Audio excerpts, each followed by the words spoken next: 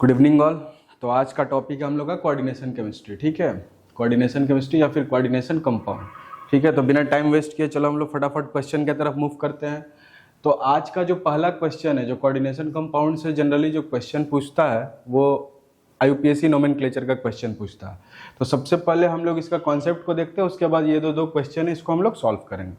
ठीक है, तो देखो तुमको हम एक शॉर्टकट बता दे रहे हैं, इसको याद रखना। जैसे कोई भी जो कोऑर्डिनेशन कंपाउंड होता है, तो कोऑर्डिनेशन कंपाउंड का जो हम लोग नेमिंग करते हैं, ठीक है, कोऑर्डिनेशन कंपाउंड का नेमिंग हम लोग कैसे करेंगे, तो इसको ऐसे समझना। जैसे ये मान लो तुम्हारे पास एक सॉल्ट है NaCl, कॉमन सॉल्ट, तो इसका नाम क्या लिखता है, सोडियम क्लोराइड, है ना। ठीक है, तो ये तुम्हारा सिंपल सॉल्ट है तो इसका नाम लिख दिया सोडियम क्लोराइड। और सोडियम क्या है, यहाँ पे सोडियम कैटायन है, तो सबसे पहले हम लोग किसका नाम लिखे, कैटायन का। ठीक है, और उसके बाद किसका नाम लिखे हम लोग, एनायन का। ठीक है, सिंपल सॉल्ट में सबसे पहले नाम लिखा जाता है कैटायन का, उसके बाद एनायन का। तो कोऑर्डिनेशन कंपाउंड में भी हम लोग सेम इसी सीक्वेंस को फॉलो करेंगे, इसी का ऑर्डर को फॉलो करेंगे। मतलब यहाँ पे भी सबसे पहले हम लोग कैटायन का नाम लिखेंगे, फिर एनायन का नाम लिखेंगे। ठीक है, तो चलो इसमें सबसे पहले हम लोग देखते हैं कैटायन क्या है। तो यहाँ पे जो अपना कैटायन है, ये रहा अपना कैटायन, ये जो स्क्वायर ब्रैकेट के अंदर में ये कैटायन है और ये एनायन है। ठीक है, लेकिन यहाँ पे जो कैटायन है वो सिंपल कैटायन नहीं है। जैसे NaCl के केस में Na+ सिंपल कैटायन था, लेकिन यहाँ पे सिंपल कैटायन नहीं है, ये कोऑर्डिनेशन कॉम्प्लेक्स है। ठीक है, तो सिंपल कैटायन का नाम हम लोग आराम से लिख देते थे, जैसे सोडियम था तो सोडियम, पोटासियम है तो पोटासियम, लेकिन यहाँ पे कुछ IUPAC का रूल्स है, उसको फॉलो करना है। ठीक है, तो पहले रूल्स को रिकॉल करते हैं। IUPAC का नेमिंग का रूल्स क्या है, तो सबसे पहले हम लोग ये जो सेंट्रल एटम है, यहाँ पे ये सेंट्रल एटम है, सेंट्रल मेटल एटम, इसका हम लोग पहले ऑक्सीडेशन स्टेट फाइंड करेंगे। ठीक है, तो इसका ऑक्सीडेशन स्टेट क्या है, let the oxidation state of PTBX। ठीक है, तो ये X हो गया। NH3, अब जो यहाँ पे लिगेंड है NH3, ये जो लाइगेंड है NH3 ये न्यूट्रल लाइगेंड है। क्लियर है, न्यूट्रल है, मतलब इस पे कोई चार्ज नहीं होगा। तो NH3 का कितना मॉलिक्यूल है, 2 मॉलिक्यूल, 2 × 0, प्लस एक क्लोरीन है, क्लोरीन एनायनिक लिगेंड है, तो इसके लिए माइनस, एक क्लोरीन पे होता है -1, -1 × 1। फिर ये CH3NH2 ये भी न्यूट्रल है, तो इस पे भी चार्ज क्या होगा, 0 होगा। ठीक है, और बाहर में क्या है, क्लोरीन है, तो क्लोरीन पे चार्ज कितना है, -1 × 1, क्योंकि एक क्लोरीन है। अब सारा चार्ज को हम लोग प्लस कर देंगे, तो इस पे, इस कंपाउंड पे नेट चार्ज कितना है, 0 है। तो ये कितना हो गया, x + x + 0 - 1 + 0 - 1 = 0। तो ये हो गया x - 2 = 0, x = +2। ठीक है, तो यहाँ पे जो अपना सेंट्रल एटम है उस पे चार्ज क्या है, +2। ठीक है, अब देखते हैं इसके बाद क्या करना है हम लोग को। अब एक बार जब सेंट्रल एटम पे चार्ज तुम निकाल लिया, तो अब नेक्स्ट आता है नेमिंग। नेमिंग का रूल क्या है, देखो सबसे पहले हम लोग लाइगेंड्स का नेमिंग करते हैं। क्लियर है, लाइगेंड्स का नेमिंग करेंगे। अब लाइगेंड्स यहाँ पे देखो, ये NH3 है, Cl है, NH2 है, मतलब एक टाइप का लाइगेंड्स नहीं है, ये होमोलेप्टिक कॉम्प्लेक्स नहीं है, ये क्या है, हेट्रोलेप्टिक कॉम्प्लेक्स। होमोलेप्टिक में क्या होता है, सेम टाइप ऑफ लाइगेंड रहता है, लेकिन यहाँ पे डिफरेंट टाइप ऑफ लाइगेंड है, तो ये क्या है, हेट्रोलेप्टिक कॉम्प्लेक्स है। ठीक है, अब इसमें भी NH3 है, तो NH3 का देखना, क्लास में हम तुमको एक टेबल दिए होंगे सारा लाइगेंड्स का, उसका सारा लाइगेंड्स और उसका IUPAC नेमिंग। क्लियर है, मतलब जो भी लाइगेंड्स है उसका हम लोग IUPAC सिस्टम में कैसे नेमिंग करते हैं। ठीक है, तो देखो यहाँ पे जो पहला लाइगेंड है वो NH3 है, NH3 को हम लोग लिखते हैं अमाइन, Cl को लिखते हैं क्लोरिडो, ये तुम्हारा CH3NH2 है तो ये होगा मिथाइल अमाइन। ठीक है, तो सबसे पहले लाइगेंड जब भी हेट्रोलेप्टिक कॉम्प्लेक्स होगा तो उसमें सबसे पहले कौन, हम लोग जो लाइगेंड्स का नेमिंग करेंगे वो हम लोग अल्फाबेटिकल ऑर्डर में करेंगे। तो यहाँ पे अल्फाबेटिकल ऑर्डर में सबसे पहले कौन आ रहा है, अमाइन आ रहा है। कौन आ रहा है, अमाइन। तो ये हो गया, कितना अमाइन है, 2 अमाइन है, तो डाई अमाइन, डाई अमाइन। उसके बाद क्या है, Cl है, तो Cl के लिए क्या होगा, क्लोरिडो, ठीक है। उसके बाद क्या है, और लाइगेंड क्या बचा, अमाइन हो गया, क्लोरिडो हो गया। अब ये CH3NH2 है तो इसके लिए होगा मिथाइल अमाइन। और कोई लाइगेंड्स है? सारा लाइगेंड्स का नेमिंग कर दिया हम लोग। अब लाइगेंड्स के बाद हम लोग नेमिंग करते हैं किसका, सेंट्रल एटम का। तो सेंट्रल एटम यहाँ पे कौन है, Pt है, मतलब प्लेटिनम। तो यहाँ पे लिखेंगे प्लेटिनम। क्लियर है। अगर मान लो, एक चीज ध्यान देना यहाँ पे, अगर मान लो यही तुम्हारा केटायन के जगह एनायन रहता तो यहाँ पे सेंट्रल एटम के लास्ट में AT आता, ये क्या हो जाता, प्लेटिनेट आता, प्लेटिनेट होता। क्लियर है। तो प्लेटिनम, और ब्रैकेट में हम लोग लिखते हैं इस पे इसका ऑक्सीडेशन स्टेट कितना है, 2। तो देखो कैटायन का नाम कंप्लीट हो गया। कैटायन अपना कोऑर्डिनेशन कॉम्प्लेक्स था, कैटायन का नाम लिख लिए। उसके बाद किसका नाम लिखेंगे, एनायन का। अब देखेंगे कि एनायन तुम्हारा सिंपल एनायन है या कोऑर्डिनेशन कॉम्प्लेक्स है। तो यहाँ पे नजर आ रहा है ये सिंपल एनायन है, तो सिंपली हम लोग लिख देंगे, ये हो जाएगा क्लोराइड। ठीक है, ये हो गया फर्स्ट क्वेश्चन का आंसर।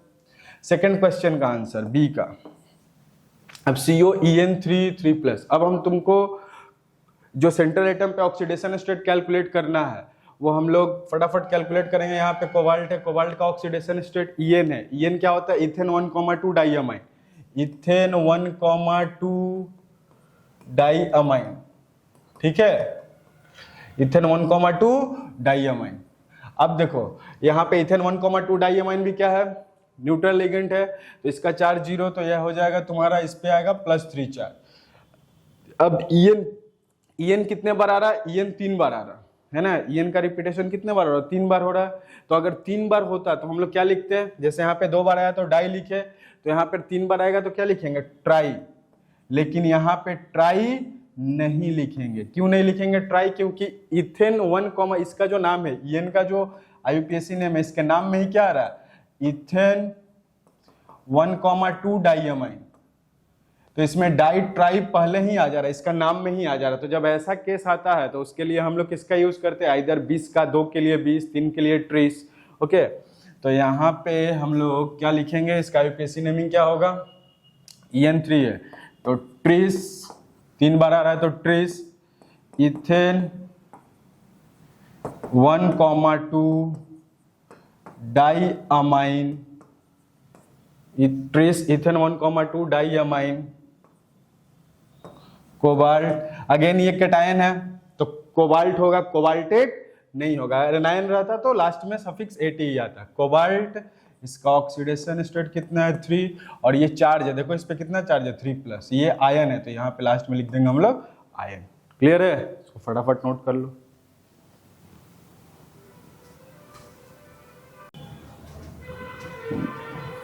हो गया, डाइअमाइन, डबल M होगा यहाँ पे, डाइअमाइन कोबाल्ट 3 आयन। ठीक है, नेक्स्ट हम लोग नेक्स्ट क्वेश्चन पे मूव करते हैं। सेकंड क्वेश्चन, आज का जो सेकंड क्वेश्चन है, when a coordination compound CaR Cl3.6H2O। तो इससे पहले वाला जो क्वेश्चन था वो IUPAC नेमिंग पे था। ठीक है, तो IUPAC नेमिंग का सारा रूल्स को हम लोग देखे और उस पर 2 क्वेश्चन किए। अब नेक्स्ट है, coordination compound CaR Cl3.6H2O is mixed with AgNO3, 2 moles of Ag। अब ये जो क्वेश्चन है वो वर्नर्स थ्योरी पे है। किस पे है, वर्नर्स थ्योरी। अब फटाफट वर्नर्स थ्योरी क्या होता है एक बार उसको रिवाइज करते हैं। वर्नर्स थ्योरी में 2 वैलेंसी होता है, एक होता है प्राइमरी वैलेंसी, एक होता है सेकेंडरी वैलेंसी। प्राइमरी वैलेंसी क्या होता है, आयोनाइजेबल होता है। सेकेंडरी वैलेंसी नॉन आयोनाइजेबल होता है। सेकेंडरी वैलेंसी ज्योमेट्री को डिसाइड करता है कि कॉम्प्लेक्स का ज्योमेट्री क्या होगा, लेकिन प्राइमरी वैलेंसी ज्योमेट्री को डिसाइड नहीं करता है। प्राइमरी वैलेंसी जनरली किसको सेटिस्फाई करता है, oxidation state of central metal atom, और सेकेंडरी वैलेंसी किसको सेटिस्फाई करता है, कोऑर्डिनेशन नंबर को। ठीक है, तो तुमसे क्वेश्चन डिफरेंस के फॉर्म में भी पूछ सकता है कि what is the difference between primary valency and secondary valency. तो इसका आंसर जो हमने अभी डिस्कस किया वो होगा। अब नेक्स्ट है, अब देखो व्हेन अ कोऑर्डिनेशन कंपाउंड, अब इस क्वेश्चन पे आते हैं। When a coordination compound CaR Cl3.6H2O is mixed with AgNO3, 2 moles of AgCl are precipitated per mole of the compound, right the structural formula of the complex. अब देखो यहाँ पे, तो इसका आंसर क्या होगा, अब बोला है कि जो तुम्हारा कोऑर्डिनेशन कंपाउंड है अगर तुम उसका 1 मोल लेता है, 1 मोल लेता है तो कितना मोल AgCl का प्रेसिपिटेट मिलता है, 2 मोल। क्लियर है? मतलब ये जो 2 मोल प्रेसिपिटेट मिल रहा है AgCl का, ठीक है, 2 मोल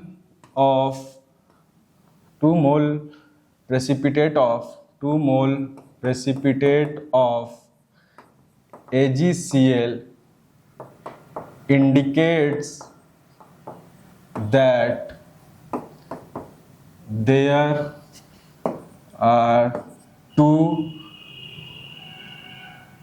ionizable क्लोरीन।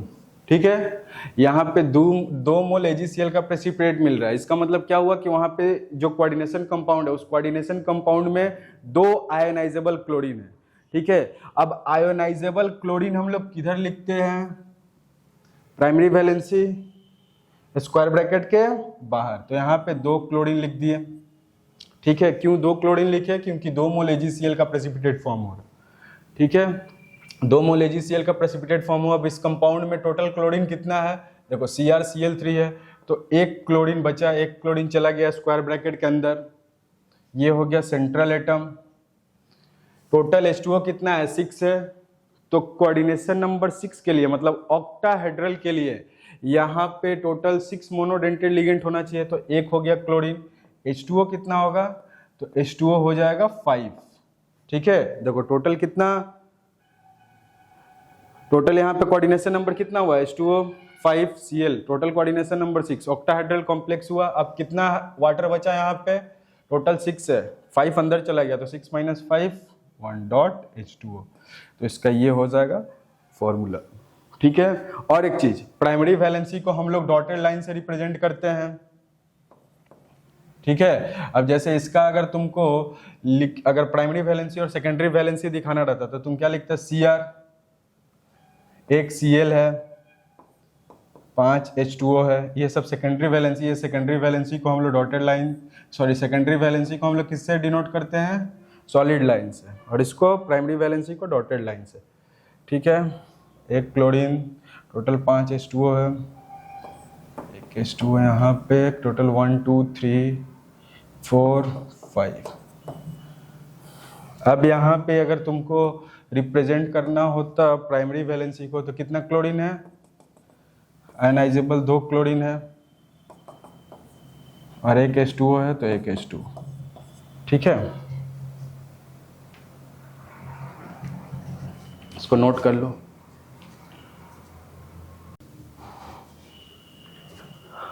अब देखो यहाँ पे एक जन को डाउट है, कि स्टूडेंट को डाउट है कि यहाँ पे 2 क्लोरीन 2 मोल्स ऑफ AgCl जो प्रेसिपिटेट है, ये कैसे बना? ठीक है, तो चलो इसको एक बार एक्सप्लेन कर देते हैं।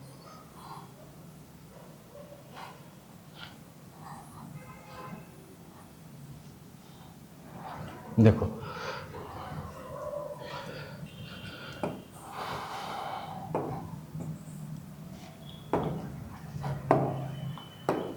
ये मान लो अपना कोऑर्डिनेशन कंपाउंड है, CrH2O5 Cl, Cl2 dot H2O।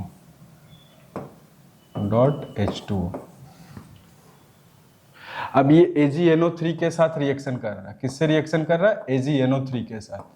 तो Ag पे है प्लस चार्ज, इस पे प्लस, इस पे प्लस, इस पे माइनस।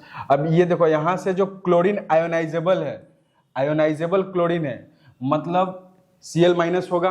ठीक है, तो 1 Cl माइनस 1 Ag के साथ रिएक्ट कर जाएगा, और क्या बनाएगा? AgCl का प्रेसिपिटेट बनाएगा। ठीक है, AgCl का प्रेसिपिटेट बनाएगा। अब बोला है कि 2 moles of AgCl are precipitated, तो 1 क्लोरीन 1 AgCl का प्रेसिपिटेट बना रहा है, तो यहाँ पे कितना क्लोरीन होना पड़ेगा? 2 क्लोरीन होना पड़ेगा, तभी दूसरा Ag प्लस के साथ रिएक्ट करके वो AgCl का सेकेंड मॉलिक्यूल बनाएगा। ठीक है, इसीलिए 2 क्लोरीन को हम लोग बाहर लिखे। अगर यहाँ पे तुम अगर 3 क्लोरीन ले लेता, ठीक है, और AgNO3 एक्सेस AgNO3 के साथ रिएक्शन कराता, तो यहाँ पे कितना मोल AgCl का प्रेसिपिटेट फॉर्म होता है? 3 mole of AgCl, 3 mole of AgCl का प्रेसिपिटेट फॉर्म होता है, अगर 3 क्लोरीन स्क्वायर ब्रैकेट के बाहर रहता। समझ में आया? ठीक है, अब नेक्स्ट क्वेश्चन की तरफ मूव करते हैं। नेक्स्ट क्वेश्चन क्या है, which of the following is more stable complex and why. देखो नेक्स्ट क्वेश्चन है स्टेबिलिटी ऑफ कॉम्प्लेक्स से, ठीक है। यहां से भी क्वेश्चन बहुत बार पूछा गया बोर्ड्स में, which of the following is more stable complex and why. तो ये तो पहला कॉम्प्लेक्स है, first complex is CO NH3 6 3+, ये ऑक्टाहेड्रल है, NH3 मोनोडेंटेड लाइगेंड है, टोटल नंबर कितना है 6 है, ऑक्टाहेड्रल कॉम्प्लेक्स है, ये हो गया तुम्हारा COEN3 अब सबसे पहले तो तुमको ये समझना है यहाँ पे कि ये ऑक्टा, इसका कोऑर्डिनेशन नंबर कितना होगा। तो देखो मोनोडेंटेड यहाँ पे 6 है, तो कोऑर्डिनेशन नंबर के लिए क्या करेंगे, यहाँ पे डेंटिसिटी मोनोडेंटेड है 1, ठीक है, डेंटिसिटी इसका 1 है, टोटल नंबर कितना है इसका 6 है, तो 1 × 6 कितना हो गया इसका कोऑर्डिनेशन नंबर 6। तो कोऑर्डिनेशन नंबर भी तुमसे पूछ सकता है, कोऑर्डिनेशन नंबर कैसे निकालेगा, जो उसका डेंटिसिटी रहेगा इनटू दैट नंबर। अब देखो यहाँ पे इसका डेंटिसिटी कितना है 1 है, तो 1, टोटल नंबर कितना लिया इस लाइगेंड का 6, तो 1 × 6 6 हो गया। अब यहाँ पे जो EN है, EN एक बार EN का स्ट्रक्चर देखते हैं।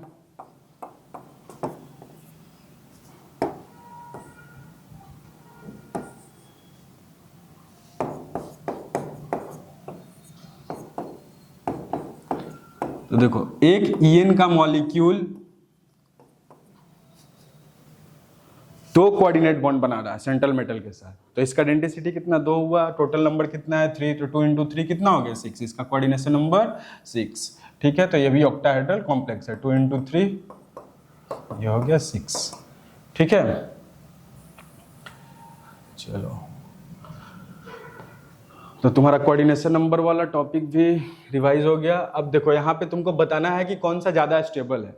अब हमेशा एक चीज ध्यान रखना है, स्टेबिलिटी जो डिपेंड करता है, किसी भी कॉम्प्लेक्स का जो स्टेबिलिटी डिपेंड करता है वो किस पे डिपेंड करता है, सबसे पहले तुमको ये सोचना है। तो वो डिपेंड करता है कि जो उसका लाइगेंड है वो रिंग बना रहा है कि नहीं। अगर वो रिंग फॉर्म करेगा, ठीक है, जनरली रिंग फॉर्म कौन करता है, जनरली रिंग फॉर्म कौन करता है, आइदर बाइडेंटेड लिगेंड और पॉलीडेंटेड लिगेंड। तो ये बाइडेंटेड लिगेंड था, EN 2 जगह से कोऑर्डिनेट बॉन्ड बना रहा था, तो बाइडेंटेड लिगेंड है, ठीक है।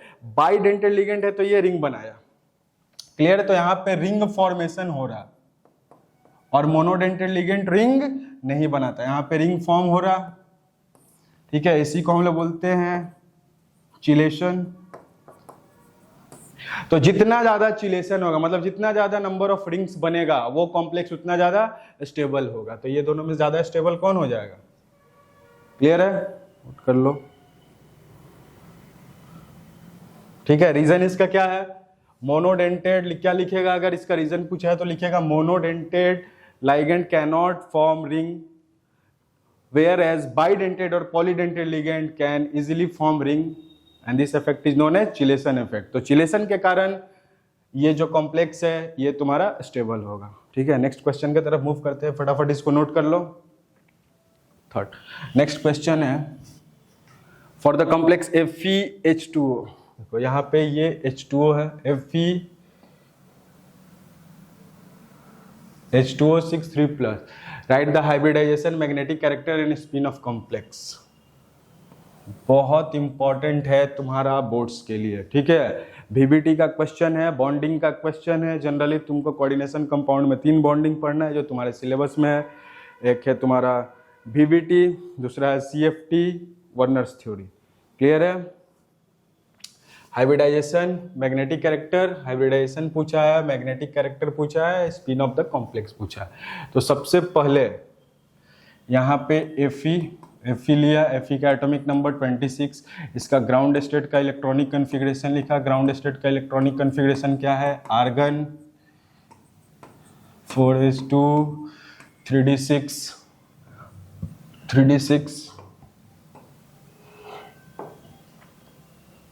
4s2 3d6। यहाँ पे Fe कितना ऑक्सीडेशन स्टेट में है, तो FeH2O6 3+ है। अब H2O भी न्यूट्रल लाइगेंड है, तो ये 0, इस पे +3 चार्ज के लिए इस पे +3 होना पड़ेगा, तो Fe+3 का इलेक्ट्रॉनिक कॉन्फ़िगरेशन क्या होगा। अब देखो DNA ब्लॉक में भी इसको डिस्कस किए थे, ये ग्राउंड स्टेट में है, तो यहाँ से Fe से Fe3+ जाने में कितना इलेक्ट्रॉन निकालना होगा, 3 इलेक्ट्रॉन निकालना होगा। तो 3 इलेक्ट्रॉन कहाँ से निकलेगा, सबसे पहले आउटर मोस्ट सेल से निकला, तो आउटर मोस्ट सेल से निकला कितना इलेक्ट्रॉन निकलेगा, आउटर मोस्ट शेल से 3 इलेक्ट्रॉन निकलेगा, नहीं निकलेगा क्योंकि 4s में 2 इलेक्ट्रॉन है, तो यहाँ से सिर्फ 2 इलेक्ट्रॉन ही निकलेगा। उसके बाद कहाँ से निकलेगा, 3d से निकलेगा, तो 3d से अगर 1 इलेक्ट्रॉन निकला तो ये हो गया 3d5, ठीक है। यहाँ पे 4p भी होगा, 4p वैकेंट है, तो 3d के पास कितना इलेक्ट्रॉन है, 5, 1 2 3 4 5, ये हो गया 3d। अब ये है 4s खाली है, 4p भी खाली है, ठीक है। p के पास कितना, p सबसेल के पास कितना ऑर्बिटल होता है, 3 ऑर्बिटल, तीनों खाली है।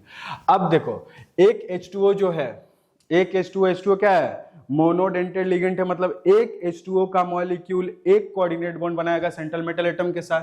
तो टोटल यहाँ पे H2O कितना है, टोटल 6 H2O है, 6 H2O। तो 6 H2O कितना कोऑर्डिनेट बॉन्ड बनाएगा, टोटल 6 कोऑर्डिनेट बॉन्ड बनाएगा, मतलब इसको 6 वैकेंट ऑर्बिटल चाहिए। कितना वैकेंट ऑर्बिटल चाहिए, 6 वैकेंट ऑर्बिटल चाहिए। अब जो यहाँ पे H2O है, H2O is weak field ligand. अब देखो वीक फील्ड और स्ट्रॉन्ग फील्ड लिगेंड का जो टेबल दिए है वो टेबल तुमको याद रखना है।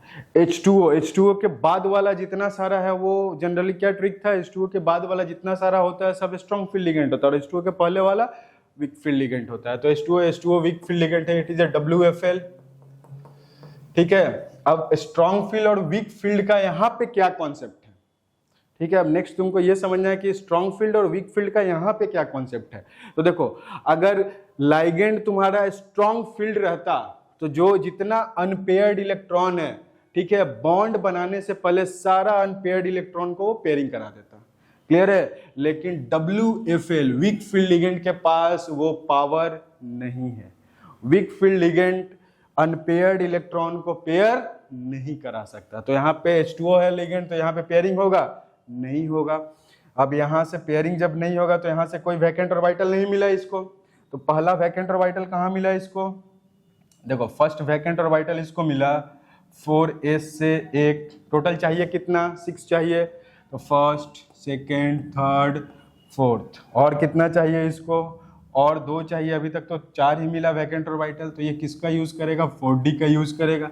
4d में टोटल कितना ऑर्बिटल है, 5 ऑर्बिटल, 1 2 3 4 5, लेकिन 5 का 5 ऑर्बिटल वो यूज नहीं करेगा। कितना ऑर्बिटल यूज करेगा, ऑलरेडी ये 4 ऑर्बिटल ऑक्युपाई कर लिया, तो और कितना लेगा इसको, और कितना चाहिए।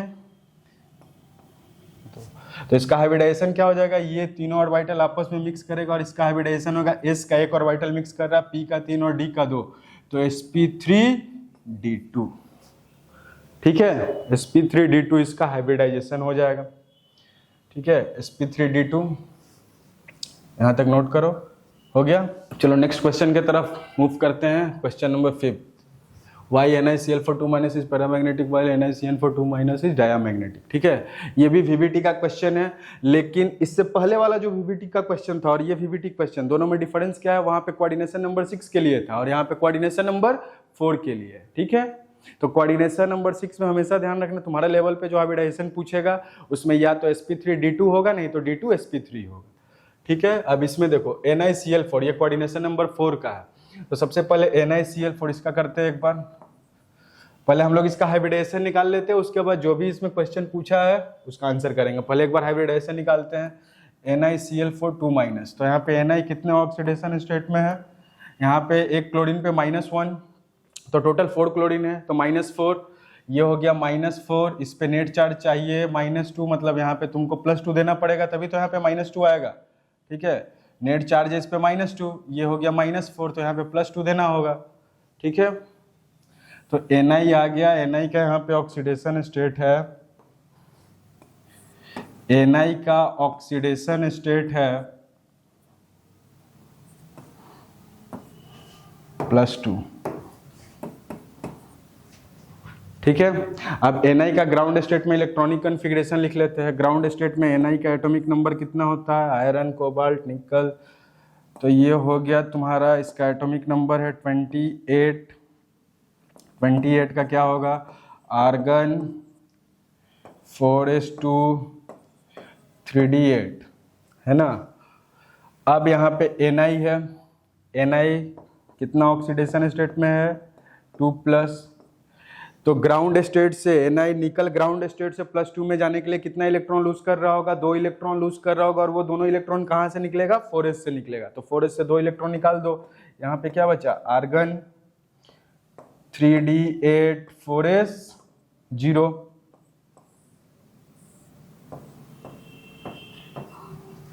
वन 2 3 4 5 6 7 8। ठीक है, 4s खाली पड़ा हुआ है, और 4s के बाद क्या है? 4p। 4p भी खाली पड़ा हुआ है। अब यहाँ पे तुमको कितना वैकेंट ऑर्बिटल चाहिए? जैसे इससे पहले वाला क्वेश्चन में टोटल तुमको 6 वैकेंट ऑर्बिटल चाहिए था, यहाँ पे टोटल कितना चाहिए? 4 चाहिए, क्योंकि इसका कोऑर्डिनेशन नंबर 4 है, और पिछला क्वेश्चन का कोऑर्डिनेशन नंबर कितना था? 6 था। ठीक है, तो यहाँ पे तुमको अब देखना है कि ये पेयरिंग करेगा कि नहीं, बॉन्ड बनाने से पहले ये पेयरिंग करेगा कि नहीं। तो पेयरिंग का कॉन्सेप्ट क्या था? पेयरिंग के लिए हम लोग चेक करते हैं कि वो स्ट्रॉन्ग फील्ड लिगेंड है या वीक फील्ड लिगेंड। तो यहाँ पे जो Cl है, जनरली जो हैलाइड आयंस होता है वो वीक फील्ड होता है, तो ये वीक फील्ड है। वीक फील्ड पेयरिंग करेगा? बिल्कुल नहीं करेगा। तो पेयरिंग नहीं करेगा तो हमको वैकेंट ऑर्बिटल कहाँ से मिलेगा? वैकेंट ऑर्बिटल देखो, वैकेंट ऑर्बिटल यहाँ से मिला, 4s से 1 मिला, 4p से टोटल 3 मिला, 3 + 1 कितना हो गया? 4। तो इसका हाइब्रिडाइजेशन कितना हो जाएगा? sp3। हाइब्रिडाइजेशन क्या होगा इसका? sp3। हाइब्रिडाइजेशन हो गया sp3। अब देखो हाइब्रिडाइजेशन जब इसका sp3 हुआ तो इस क्वेश्चन का, अब इस क्वेश्चन का आंसर करते हैं। ये पैरामैग्नेटिक क्यों है? क्योंकि ये देखो ये पेयर नहीं हुआ ना, तो अनपेयर्ड इलेक्ट्रॉन है। इसके पास अनपेयर्ड इलेक्ट्रॉन कितना है? 2 है। तो यहाँ पे नंबर ऑफ अनपेयर्ड इलेक्ट्रॉन कितना हो गया? 2। मतलब ये क्या हो गया? पैरामैग्नेटिक हो गया। ठीक है, इसी का मैग्नेटिक मोमेंट कितना हो जाएगा? 2n × n + 2। क्लियर है? तो मैग्नेटिक मोमेंट भी तुम निकाल सकते हो, जो कि इस क्वेश्चन में पूछा नहीं है लेकिन पूछ सकता है। तो मैग्नेटिक मोमेंट भी तुम निकाल सकता है। ठीक है, अब ये हो गया पैरामैग्नेटिक। अब नेक्स्ट हम लोग देखते हैं डाया में NiCN4 2-। ठीक है, NiCN4 2-। अब देखो NiCN4 2-। NiCN4 2-। अगेन सबसे पहला स्टेप क्या है? इसका ऑक्सीडेशन स्टेट निकाल लो। ऑक्सीडेशन स्टेट Cn पे होता है -1 चार्ज। टोटल Cn कितना है? टोटल 4 Cn है। तो यहाँ पे हो गया -4। नेट चार्ज तुमको कितना चाहिए? -2। तो यहाँ पे इसको +2 होना पड़ेगा, तभी तो 2 - 4 = -2। ठीक है, तो +2 हो गया। अब निकल ग्राउंड स्टेट का इलेक्ट्रॉनिक कन्फिग्रेशन लिखते हैं, फटाफट लिखो। निकल ग्राउंड स्टेट का इलेक्ट्रॉनिक कन्फिग्रेशन। निकल अगेन एटॉमिक नंबर 28। ये हो गया आर्गन 4s2 3d8। अब 2 इलेक्ट्रॉन निकाल दो तो निकल 2+ बन जाएगा। 2 इलेक्ट्रॉन निकाल दिए, कहाँ से निकालेंगे? 4s से 2 इलेक्ट्रॉन निकाल दिए, तो ये हो गया 4s0, ये हो गया 3d8। और 4s के बाद क्या है? 4p है जो कि खाली पड़ा हुआ है, तो 4p भी 0 है। 4p का 3 ऑर्बिटल ले लेते हैं, लिख देते हैं यहाँ पे। 4s का 1 है, इसको लिख दिए। 3d में कितना इलेक्ट्रॉन फिल हुआ है? 8 इलेक्ट्रॉन। भर दो 8 इलेक्ट्रॉन को। 1 2 3 4 5 6 7 8। ठीक है, अब देखो यहाँ पे जो Cn- है, ठीक है, यहीं पे होगा गेम। यहाँ पे Cl4 था, यहाँ पे Cn4 है। तो जो Cn- होता है ये स्ट्रॉन्ग फील्ड लिगेंड है। तो स्ट्रॉन्ग फील्ड है तो क्या करा देगा? पेयरिंग करा देगा। तो पेयरिंग कराएगा तो ये इसको पेयरिंग करा दिया, तो ये इलेक्ट्रॉन इधर चला गया। तो यहाँ से तुमको एक खाली ऑर्बिटल मिल जाएगा। 1 2 3 4 5 6 7 8। अब ये जंप करके इधर आ गया। ये जब जंप करके इधर आएगा तो यहाँ से एक खाली ऑर्बिटल मिला, वैकेंट ऑर्बिटल। तो यहाँ से एक वैकेंट ऑर्बिटल, 4s से एक, टोटल कितना ऑर्बिटल ये ऑक्युपाई कर लिया? 2 ऑर्बिटल मिल गया इसको। और कितना ऑर्बिटल चाहिए? और 2 ऑर्बिटल चाहिए, क्योंकि टोटल 4 ऑर्बिटल चाहिए था। ठीक है, तो यहाँ पे हाइब्रिडेशन क्या हुआ? देखो D का 1 ऑर्बिटल यूज हो रहा, S का 1, P का 2 DsP2, ठीक है। और यहाँ पे देखो बॉन्ड बनाने से पहले यहाँ पे पेयरिंग हो जा रहा है, तो कोई अनपेयर्ड इलेक्ट्रॉन है, तो यहाँ पे अनपेयर्ड इलेक्ट्रॉन कितना है 0, मतलब ये क्या हो गया डाया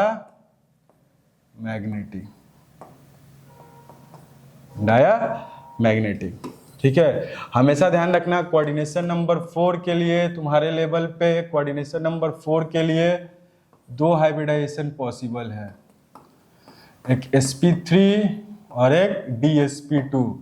sp3 होगा तो इसका ज्योमेट्री होगा टेट्राहेड्रल, और अगर dsp2 होगा तो इसका ज्योमेट्री होगा स्क्वायर प्लेनर, ठीक है। तो यहाँ पे एक भी अनपेयर्ड इलेक्ट्रॉन नहीं है, that's why it is diamagnetic, और यहाँ पे 2 अनपेयर्ड इलेक्ट्रॉन था तो ये पैरामैग्नेटिक।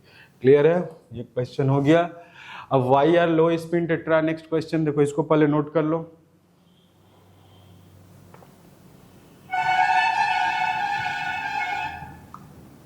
ठीक है, अब नेक्स्ट वाला जो क्वेश्चन है इसको समझना।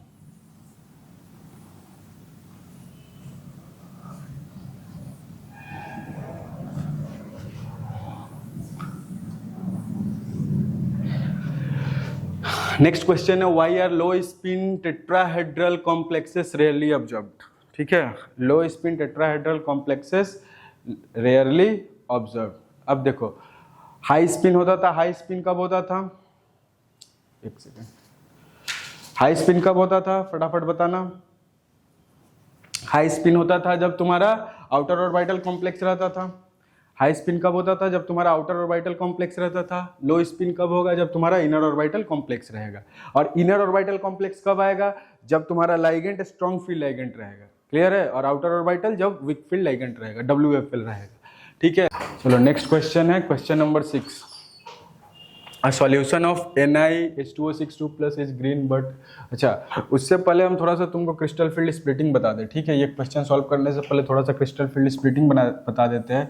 जैसे देखो ये डी सब सेल का 5 ऑर्बिटल है, 1 2 3 4 5, ठीक है। अब देखो यहाँ पे होता क्या है, ऑक्टाहेड्रल की स्प्लिटिंग बता रहे, crystal field splitting for octahedral complex. अब ये जो डी का 5 ऑर्बिटल है, डी सबसेल का जो 5 ऑर्बिटल है, ये पांचों ऑर्बिटल का एनर्जी जो है, all the 5 orbitals have same energy, और इसी को हम लोग बोलते हैं डीजेनरेट ऑर्बिटल्स, क्लियर है, ऑर्बिटल्स, ठीक है। अभी ये ऑर्बिटल, जैसे ये जो ऑर्बिटल होता है, पांचों ऑर्बिटल का एनर्जी सेम है। अब जब कोई भी लाइगेंड्स यहाँ पे क्या प्रेजेंट रहेगा, इलेक्ट्रॉन प्रेजेंट रहेगा, और ये जब लाइगेंड्स इसको अप्रोच करेगा बॉन्ड बनाने के लिए, जैसे मान लो यहाँ पे इलेक्ट्रॉन प्रेजेंट है, ठीक है। इलेक्ट्रॉन पे कौन सा चार्ज है, नेगेटिव चार्ज। यहाँ से कोई लाइगेंड्स मान लो H2O ही अप्रोच किया, H2O भी क्या रखा हुआ है, इलेक्ट्रॉन रखा है, नेगेटिव चार्ज। तो जैसे ये इसको अप्रोच करेगा बॉन्ड बनाने के लिए, नेगेटिव नेगेटिव के बीच में क्या होगा, फोर्स ऑफ रिपल्सन होगा। और फोर्स ऑफ रिपल्सन क्या करता है, ये पूरा सिस्टम का एनर्जी को बहुत हाई कर देता है, ठीक है। पूरा सिस्टम का एनर्जी को बहुत हाई कर देगा। और जैसे ही किसी भी सिस्टम का एनर्जी हाई होता है, वो हाईली अनस्टेबल स्टेट में चला जाता है, और जैसे वो अनस्टेबल स्टेट में जाएगा वो तुरंत 2 पार्ट में स्प्लिट हो जाएगा, क्लियर है, वो तुरंत 2 पार्ट में स्प्लिट हो जाएगा। तो यहाँ पे ऑक्टाहेड्रल के केस में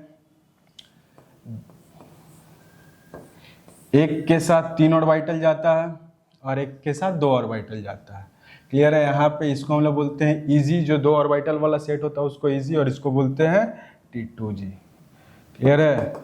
और यहाँ पे जो स्प्लिटिंग होगा उसको हम लोग बोलते हैं ऑक्टाहेड्रल स्प्लिटिंग। ये होता है 3/5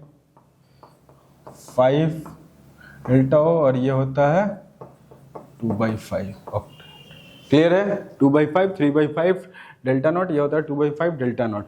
अगर यही टेट्राहेड्रल होता तो ये जो 3 ऑर्बिटल है ये ऊपर चला जाता, इजी, ई वाला नीचे आ जाता, लेकिन वहां पे जी का जो यहाँ पे टर्म जी है, जी यूज नहीं होता टेट्राहेड्रल में, क्लियर है, ठीक है। अब देखो जो भी कलर है, अगर कोई भी कलर होता है, कोई भी जो कंपाउंड होता है कलर, अगर कलर का क्वेश्चन पूछा तो बस वहां पे तुमको एक ही चीज दिमाग लगाना है, और क्या लगाना है, ये जो दोनों ऑर्बिटल का सेट है, यहाँ पे 3 ऑर्बिटल का सेट है, यहाँ पे 2 ऑर्बिटल का सेट है, दोनों किसका है, डी का है। अब कलर के लिए डी ट्रांजिशन होना चाहिए। डी ट्रांजिशन क्या होता है, डी डी ट्रांजिशन बहुत इंपॉर्टेंट है। कभी भी अगर ये आंसर लिखेगा कलर में और डी डी ट्रांजिशन लिख रहा है तो डी डी ट्रांजिशन को अंडरलाइन करना। डी डी ट्रांजिशन है, डी डी ट्रांजिशन क्या होता है, जैसे मान लो ये इलेक्ट्रॉन है, यहाँ पे एक इलेक्ट्रॉन, अब ये लोअर एनर्जी है, ये हायर एनर्जी है। देखो इसके नीचे ये जो इसके नीचे क्या था, 2/5 था, ये निगेटिव था, और ये क्या है, ये तुम्हारा पॉजिटिव है, 3/5 डेल्टा वो, ये माइनस था। ठीक है, मतलब इसको ऐसे समझना, मान लो यहाँ पे एनर्जी 100 जूल है फॉर एग्जांपल, अगर यहाँ पे एनर्जी 100 जूल है तो यहाँ पे ये एनर्जी कितना होगा, तो 100 प्लस यहाँ पे एनर्जी कितना होगा, इसका एनर्जी 100 प्लस 3/5 ऑफ 100। ठीक है, और इसका एनर्जी कितना होगा, 100 माइनस 2/5 ऑफ 100। ठीक है, तो ये कितना हो गया 160, और ये कितना हो जाएगा 100 माइनस 40, ये हो जाएगा 60 पे। ठीक है, अब देखो, अब डी डी ट्रांजिशन क्या होता है तुमको समझना है। क्रिस्टल फील्ड स्प्लिटिंग में D D transition, electronic configuration बहुत इंपॉर्टेंट है। आगे इलेक्ट्रॉनिक कन्फिग्रेशन का क्वेश्चन आने वाला भी है।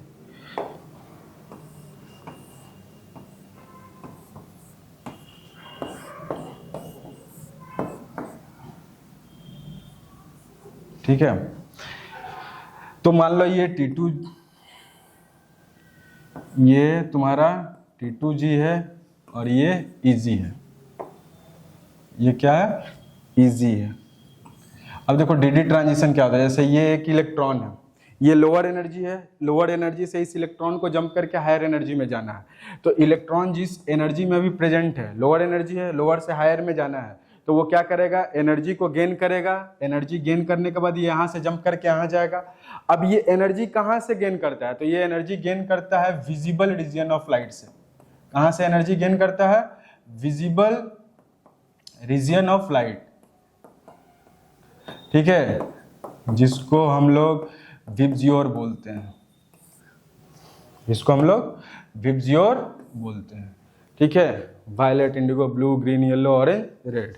ठीक है, ये यहाँ से एनर्जी, अब देखो सबका अपना अपना क्या होता है, अपना अपना, इसका अपना वेवलेंथ है, इसका अपना वेवलेंथ है, इसका अपना वेवलेंथ, इसका अपना वेवलेंथ, इसका अपना वेवलेंथ, इसका अपना वेवलेंथ, इसका अपना वेवलेंथ। सबसे ज्यादा वेवलेंथ किसका होता है, रेड का होता है। अब एनर्जी और वेवलेंथ में क्या रिलेशन है, E = hc/λ। अगर ये फ्रीक्वेंसी के टर्म में पूछता है तो E = hν, मतलब एनर्जी और लैम्डा में क्या रिलेशन है, inverse relation. Energy is inversely proportional to lambda. ठीक है, अब देखो यहां तक समझ में आया। तो कलर के लिए सबसे पहले unpaired electron D D transition होना चाहिए, सबसे पहला पॉइंट डी डी ट्रांजिशन होना चाहिए। ठीक है, कुछ कुछ एक्सेप्शंस भी है, वो उसको बाद में हम लोग देखेंगे। कुछ कुछ एक्सेप्शंस है, जैसे यहाँ पे ये इसका डी डी ट्रांजिशन होना चाहिए। डी डी ट्रांजिशन मतलब ये जो इलेक्ट्रॉन है वो लोअर एनर्जी से जंप करके हायर एनर्जी में जाना चाहिए, और हायर एनर्जी में कब जाएगा, जब वो एनर्जी को गेन करेगा विजिबल रीजन ऑफ लाइट से। ठीक है, जंप करके गया, तो इसी को हम लोग बोलते हैं इलेक्ट्रॉन यहाँ से यहाँ जंप करके जा रहा है, ये भी डी ऑर्बिटल का पार्ट है, ये भी डी ऑर्बिटल का पार्ट है। तो इसको हम लोग बोलते हैं डी डी ट्रांजिशन। क्या बोलते हैं, डी डी ट्रांजिशन। बहुत इंपॉर्टेंट वर्ड है बोर्ड्स के लिए, डी डी ट्रांजिशन। ठीक है, अब ध्यान रखना, डी डी ट्रांजिशन के लिए अनपेयर्ड इलेक्ट्रॉन होना चाहिए। अगर मान लो अनपेयर्ड इलेक्ट्रॉन नहीं है, सारा का सारा पेयर्ड है, तो वो डी डी ट्रांजिशन नहीं देगा। ठीक है, यहां तक। अब देखो NiH2O6 2+, देख लेते हैं इसका एक बार। NiH2O6, अब आ जाओ इस वाले क्वेश्चन पे। 2+, न्यूट्रल लिगेंड, Na पे +2 charge, Na28, argon 4s2, 3d8, निकल 2+ है, आर्गन 2 इलेक्ट्रॉन कहाँ से निकलेगा, 4s से 2 इलेक्ट्रॉन निकल गया, तो ये हो गया 4s0, 3d8, 1 2 3 4 5 6 7 8। ठीक है, अब ये जो H2O है, H2O क्या है, H2O is WFL, weak field ligand. तो ये यहाँ पे पेयरिंग नहीं करेगा, मतलब यहाँ पे नंबर ऑफ अनपेयर्ड इलेक्ट्रॉन कितना बचा, 2 बचा, तो ये डी डी ट्रांजिशन शो करेगा। ठीक है, चलो अब जो NiCN4 है, एक बार NiCN4 का देख लेते हैं। NiCN4 2-, यहाँ पे भी निकल +2 में है, निकल +2 में है, तो ये हो गया आर्गन 3d8 4s0। अब D8 है, 1 2 3 4 5 6 7 8। अब देखो यहाँ पे D के पास 2 अनपेयर्ड इलेक्ट्रॉन है, but CN is a strong field ligand SFL, तो ये क्या कर देगा, ये दोनों को पेयरिंग करा देगा। जब पेयरिंग करा देगा तो इसके पास अनपेयर्ड इलेक्ट्रॉन नहीं होगा, अनपेयर्ड इलेक्ट्रॉन नहीं होगा तो यहाँ पे DD ट्रांजिशन नहीं होगा। जब DD ट्रांजिशन नहीं होगा मतलब ये कलरफुल नहीं होगा, that's why it is colourless. अब ये ग्रीन कलर का क्यों होता है, नेक्स्ट तुमको समझना है कि इसका कलर ग्रीन ही क्यों होता है। ठीक है, ये तो समझ में आ गया कि ये तुम्हारा कलरलेस क्यों होता है, क्योंकि इसमें DD ट्रांजिशन नहीं होता, यहाँ पे DD ट्रांजिशन नहीं होगा। ठीक है, अब एक बार इसका कलर को समझते हैं, ये कलर ग्रीन ही क्यों होता है। NiH2O6+, ठीक है। तो यहाँ पे तो सबसे पहला पॉइंट है कि ये तुम्हारा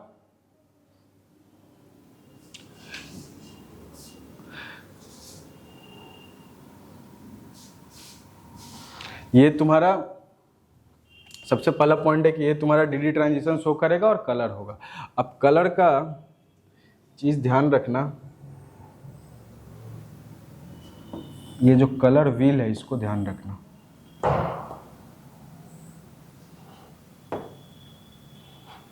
ठीक है,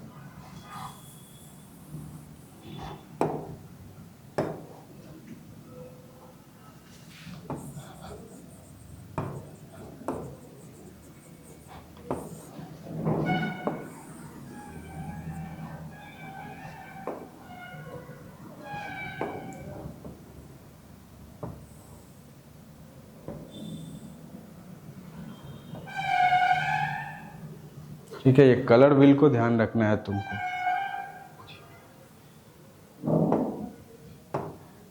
ये हो गया V B G Y O R, ठीक है। तो देखो ये ग्रीन क्यों होगा, ये रेड कलर का लाइट का जो फ्रीक्वेंसी है या जो वेवलेंथ है उसको एब्जॉर्ब करेगा। अब रेड का कंप्लीमेंट्री कलर कौन है, तो रेड का कंप्लीमेंट्री है ग्रीन, इसीलिए इसका कलर क्या होगा, ग्रीन। अगर मान लो ये येलो कलर का लाइट को अगर एब्जॉर्ब करता, येलो कलर का जो लाइट है उसका वेवलेंथ या उसका फ्रीक्वेंसी को एब्जॉर्ब करता, तो येलो का कंप्लीमेंट्री कलर कौन है, वायलेट। क्लियर है, तो ये विल याद रखिएगा। समझ में आया, चलो हम लोग मूव करते हैं नेक्स्ट क्वेश्चन पे। Question number 7, what will be the correct order for the wavelength of absorption in visible region for the following. बहुत इंपॉर्टेंट क्वेश्चन है ये, अगर केमिस्ट्री का क्वेश्चन का थोड़ा सा लेवल अप करना होगा तो इस टाइप का क्वेश्चन वो पूछ सकता है। What will be the correct order for wavelength of absorption in visible region for the following, ठीक है, इसको एक बार नोट करना क्वेश्चन को।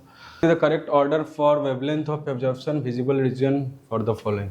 अब देखो ये जो क्रिस्टल फील्ड स्प्लिटिंग होता है कि जैसे यहाँ पे T2G ऑक्टाहेड्रल के केस में T2G नीचे था, Ag ऊपर था, तो कितना ज़्यादा स्प्लिटिंग होगा वो किस पे डिपेंड करता है, तो स्प्लिटिंग तुम्हारा 2 फैक्टर पे डिपेंड करता है, इसको ध्यान रखना। पहला है चार्ज, फर्स्ट है चार्ज, और सेकेंड है स्ट्रेंथ ऑफ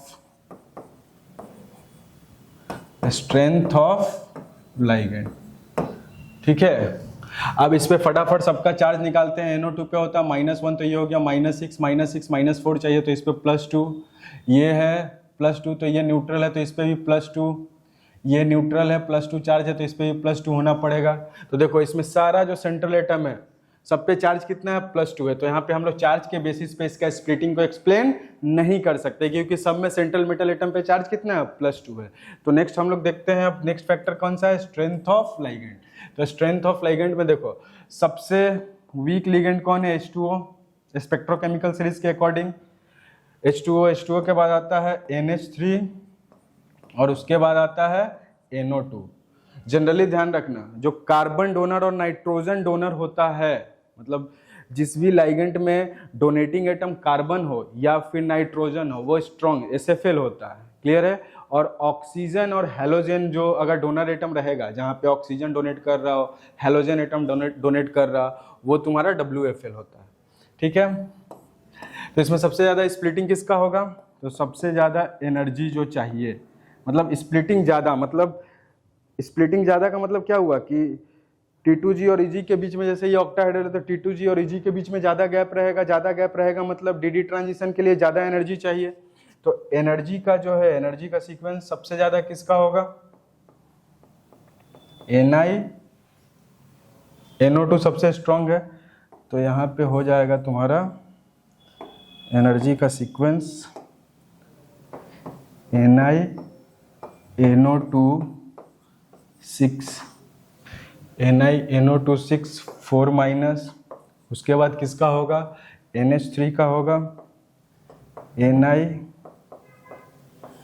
NH3 6 2 प्लस, उसके बाद किसका होगा? Ni, H2O 6 2 plus. ये हो गया एनर्जी का स्प्लिटिंग। लेकिन अभी क्वेश्चन तुम्हारा कंप्लीट नहीं हुआ। ये एनर्जी भी पूछ सकता है कि स्प्लिटिंग सबसे ज़्यादा किसका होगा, तो ये स्प्लिटिंग का सीक्वेंस है। ठीक है, तो यहाँ तक नोट करो। अब तुमसे पूछा है कि वेवलेंथ ऑफ एब्जॉर्प्शन, ठीक है, तो जस्ट इससे पहले वाला क्वेश्चन में किए एनर्जी और वेवलेंथ में क्या रिलेशन है? Energy equals to hc by lambda, मतलब एनर्जी और लैम्डा में वेवलेंथ में क्या रिलेशन है? Inverse relation. तो जिसका एनर्जी ज़्यादा होगा उसके लिए वेवलेंथ क्या चाहिए? कम चाहिए। तो यहाँ पे सबसे कम वेवलेंथ चाहिए और सबसे ज़्यादा वेवलेंथ यहाँ पे चाहिए। तो वेवलेंथ का अगर हम लोग सीक्वेंस लिखेंगे तो वेवलेंथ में कौन आ जाएगा? Ni, NO2 6 4 माइनस को सबसे कम चाहिए, उसके बाद Ni, NH3 6 2 प्लस, और सबसे ज़्यादा किसको चाहिए?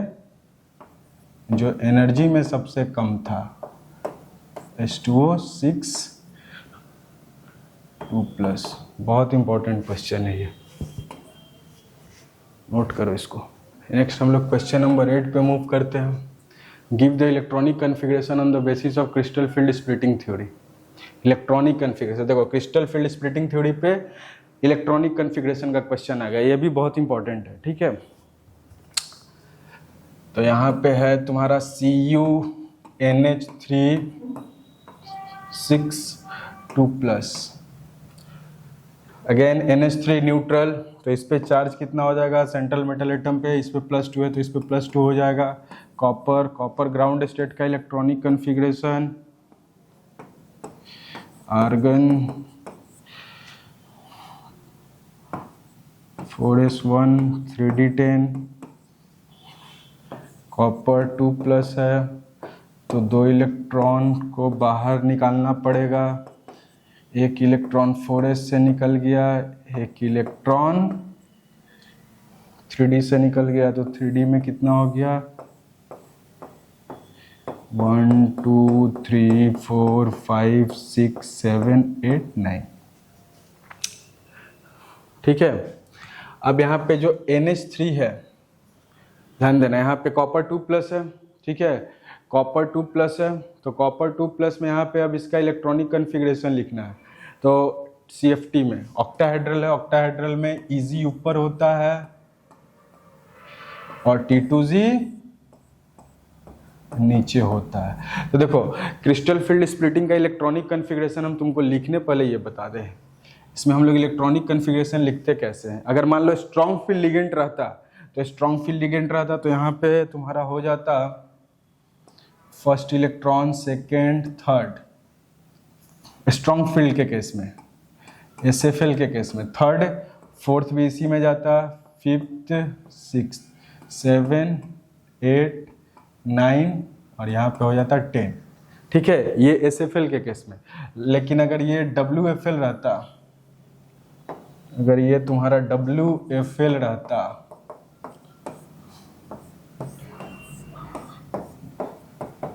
T2G इजी, तो यहाँ पे फर्स्ट, सेकेंड, थर्ड, WFL में फोर्थ यहाँ चला जाता, फिफ्थ, फिर ये हो जाता सिक्स्थ, 7, 8, 9, 10। ठीक है, मतलब SFL रहता तो पहले T2G में पेयरिंग होता, फिर हम लोग ऊपर जाते, लेकिन WFL में फोर्थ वाला ही ऊपर चला जाएगा। मतलब T2G में पेयरिंग नहीं होगा, डायरेक्ट हम लोग कहाँ से लिखेंगे फोर्थ इलेक्ट्रॉन को? EG से। अब देखो यहाँ पे अगर इसका इलेक्ट्रॉनिक कन्फिग्रेशन लिखना है तो इसका इलेक्ट्रॉनिक कन्फिग्रेशन कितना है? 9, टोटल 9 इलेक्ट्रॉन को फिल करना है।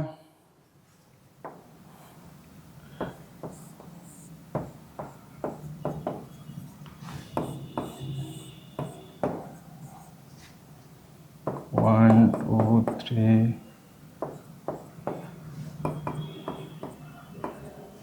तो इसका इलेक्ट्रॉनिक कन्फिग्रेशन हो जाएगा T2G6 EG3, EG3। ठीक है,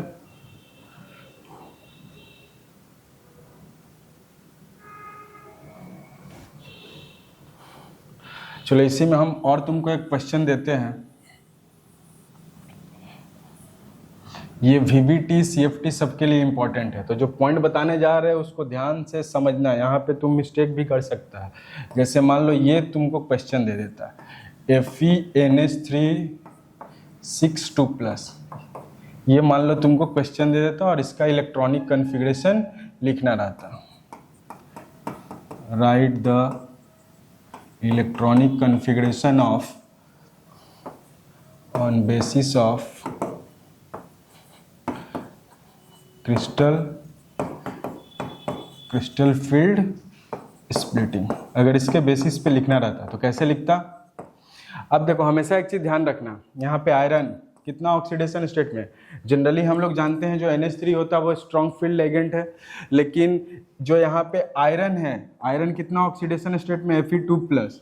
Fe2+ और Mn2+ के लिए इंपॉर्टेंट पॉइंट है, इसको ध्यान रखना।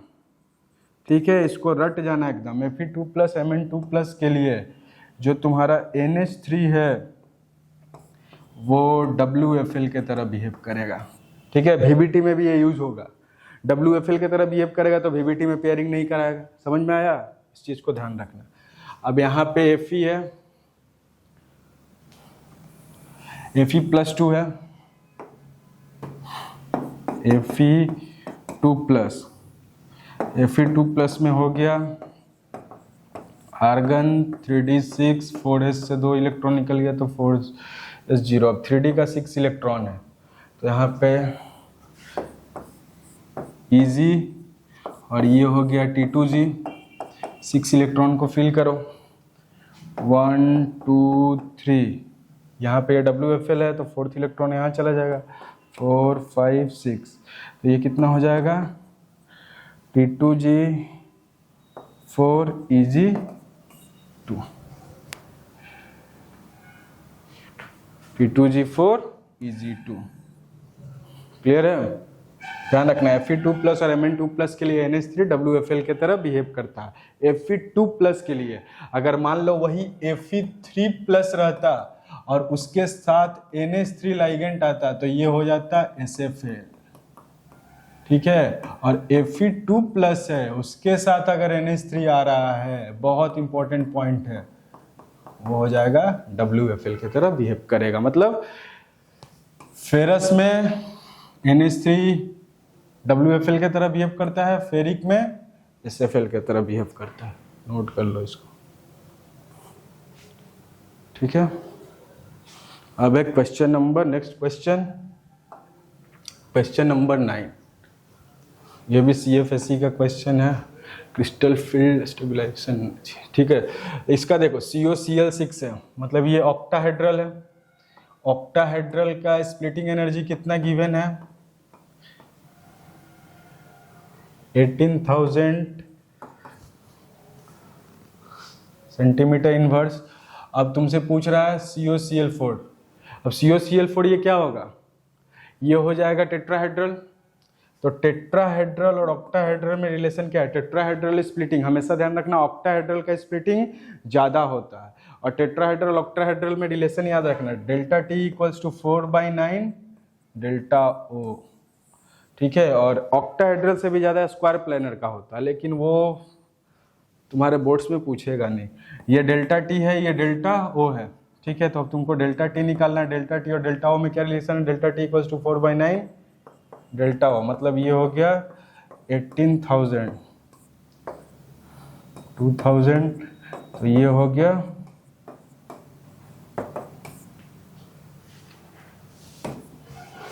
Option number B. ये फॉर्मूला इसको याद रखना, ठीक है, ये फॉर्मूला है, इसको याद रखना है, आसान है।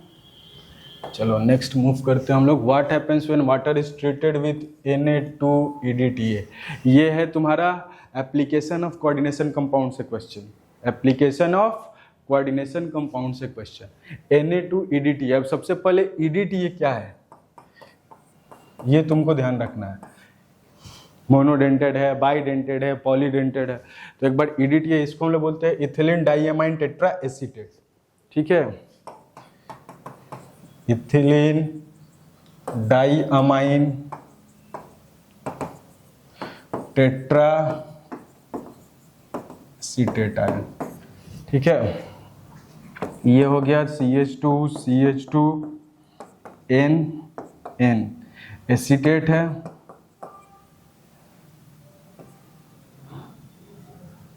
COO minus CH2COO minus tetra acetate है। तो एक नाइट्रोजन पे 2 एसीटेट आएगा, टोटल एसीटेट तुमको कितना चाहिए, CH2COO माइनस CH2COO माइनस, ये है EDTA, नाइट्रोजन पे एक लोन पेयर। अब देखो अगर इसको सेंट्रल एटम पे अगर अपना कोऑर्डिनेट बॉन्ड बनाना होगा तो ये कितना कोऑर्डिनेट मॉलिक्यूल, एक मॉलिक्यूल कितना कोऑर्डिनेट बॉन्ड बनाएगा, तो ये यहाँ से एक कोऑर्डिनेट बॉन्ड, यहाँ से एक कोऑर्डिनेट बॉन्ड, यहाँ से एक कोऑर्डिनेट बॉन्ड, यहाँ से एक कोऑर्डिनेट बॉन्ड, यहाँ से एक कोऑर्डिनेट बॉन्ड, ये लोन पेयर भी जाएगा, ये एक कोऑर्डिनेट बॉन्ड बना दिया। तो एक मॉलिक्यूल काउंट करो कितना कोऑर्डिनेट बॉन्ड बना रहा है, 1 2 3 4 5 6, ठीक है। तो EDTA सबसे पहले तुमको समझना है, जो EDTA है वो हेक्साडेंटेड है, हेक्साडेंटेड लाइगेंड, ठीक है, ये समझ में EDTA, ठीक है। बाद में इसको डिस्कस करेंगे, क्वेश्चन क्या है इसको हम लोग डिस्कस करें, लेकिन पहले तुम EDTA को समझना, ये है तुम्हारा EDTA, ठीक है। चलो अब हम लोग आगे बढ़ते हैं ये वाला क्वेश्चन पे, ये लास्ट क्वेश्चन है कोऑर्डिनेशन कंपाउंड का, ठीक है। ये एप्लीकेशन कोऑर्डिनेशन कंपाउंड का लास्ट टॉपिक का क्वेश्चन है, Na2EDTA। What happens when water is treated with Na2EDTA। तो देखो तुमको इस क्वेश्चन में हम एक कॉन्सेप्ट डिस्कस कर दे रहा है, हार्ड वाटर का कॉन्सेप्ट। अब हार्ड वाटर क्या होता है, तो देखना जनरली जो वाटर होता है उसमें बहुत सारा कैटायंस प्रेजेंट रहता है, सॉल्ट प्रेजेंट है, जैसे मान लो NaCl ही सॉल्ट है। अगर पानी में NaCl सॉल्ट है, मान लो ये तुम्हारा वाटर है,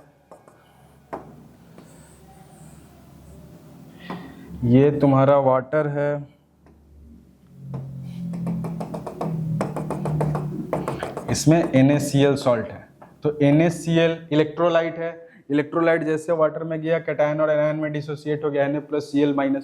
अब मान लो यहाँ पे कैल्शियम क्लोराइड है, ये तो एक NaCl हो गया सोडियम क्लोराइड, अब उसमें कैल्शियम क्लोराइड है, मैग्नीशियम क्लोराइड है, तो कैल्शियम क्लोराइड किस में डिसोसिएट होगा, Ca2+ 2Cl-, मैग्नीशियम किस में होगा, Mg2+ 2Cl-।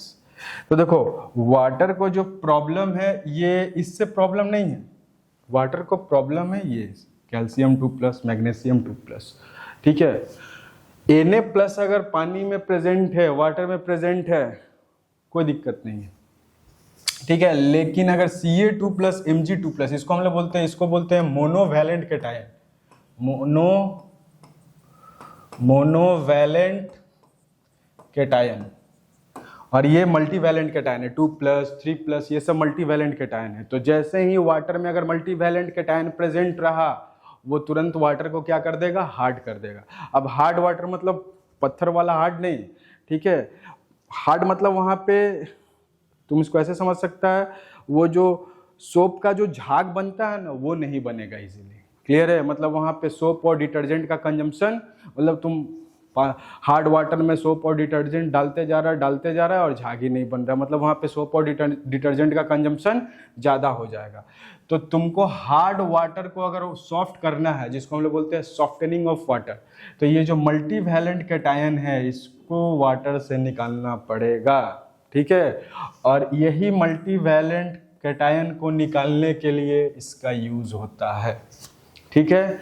करता क्या है अब ये समझना है। EDTA जो है, EDTA मल्टीवैलेंट कैटायन के साथ, EDTA मल्टीवैलेंट कैटायन के साथ एक स्टेबल कॉम्प्लेक्स फॉर्म कर देता है, एक रिंग फॉर्म कर देता है, जो कि वाटर सॉल्यूबल होता है। ठीक है। वो रिंग फॉर्म कर देगा, मतलब ये अब एक पहले फ्री Ca2 प्लस था, Mg2 प्लस था, अब ये क्या कर देगा, EDTA के साथ एक स्टेबल कॉम्प्लेक्स बन जाएगा, एक स्टेबल कोऑर्डिनेशन कंपाउंड बन जाएगा, जो कि वाटर सॉल्यूबल होता है।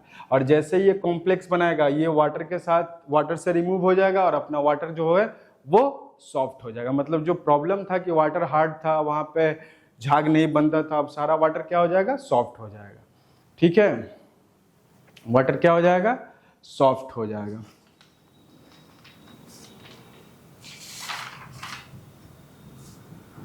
तो अगर इसका आंसर तुमको लिखना होगा, इसको हम लोग बोलते हैं डाइसोडियम EDTA, डाइसोडियम EDTA। ठीक है। तो अगर इसका क्वेश्चन बोर्ड्स में लिखना होगा, तो देखो, when water is treated with, इसका आंसर होगा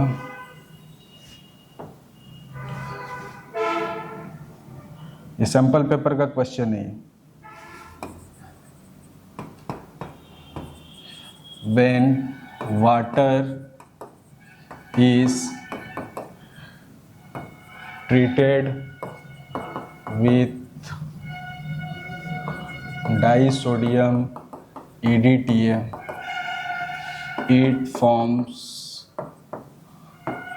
a stable chelating compound या chelating complex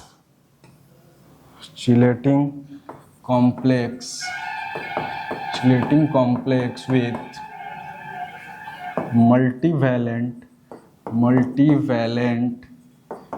multivalent cation like Ca2 plus और Mg2 plus, which is responsible for water hardness. When water is treated with Na2 EDTA, it forms a stable chelating complex with multivalent cation like Ca2 plus or Mg2 plus, which is responsible for water hardness. And this complex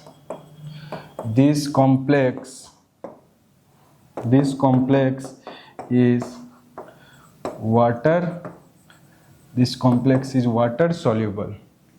ठीक है। तो ये जो तुम्हारा method है किसके लिए use होता है, this method is used for softening of hard water, और इसका यूज और किसके लिए करते हैं, and to estimate the hardness of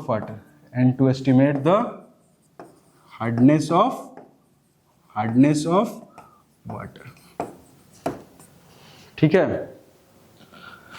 and to estimate the hardness of water। तो ये अपना आज का कोऑर्डिनेशन कंपाउंड का लास्ट क्वेश्चन था। ठीक है। और आज जो हमने 10 क्वेश्चन किया है, ये 10 का 10 क्वेश्चन तुम्हारे बोर्ड्स के लिए बहुत ज़्यादा इम्पॉर्टेंट है, ठीक है। और इन 10 क्वेश्चंस के थ्रू हम लोग सारा कोऑर्डिनेशन कंपाउंड्स का कॉन्सेप्ट्स को रिवाइज करने का कोशिश किया है। तुम लोग एक एक क्वेश्चन को सॉल्व करेगा, ठीक है। और इसमें बचा है तुम्हारा एक टॉपिक है, ये हम लोग लास्ट डे इसको हम लोग रिवाइज करेंगे, ठीक है। आइसोमेरिज्म वाला जो टॉपिक है, इसमें आइसोमेरिज्म है, सिंपल क्वेश्चन आता है आइसोमेरिज्म, ठीक है। डी ब्लॉक का एक कॉन्सेप्ट बाकी था। तो ये जो 2 टॉपिक हम कराएंगे इनऑर्गेनिक केमिस्ट्री में, इसका कोऑर्डिनेशन से आइसोमेरिज्म का और डी ब्लॉक से जो टॉपिक छूटा हुआ उसको हम लास्ट वाले लेक्चर में लेंगे, जब सारा चैप्टर्स का रिवीजन हो जाएगा उसके बाद, ठीक है। तो अच्छे से इसको रिवाइज करेगा, एक एक क्वेश्चन को सॉल्व करेगा, ठीक है। कॉन्सेप्ट को रिवाइज करना, एनसीईआरटी का क्वेश्चंस, PYQ, ठीक है। और जो डाउट होगा टेक्स्ट करेगा।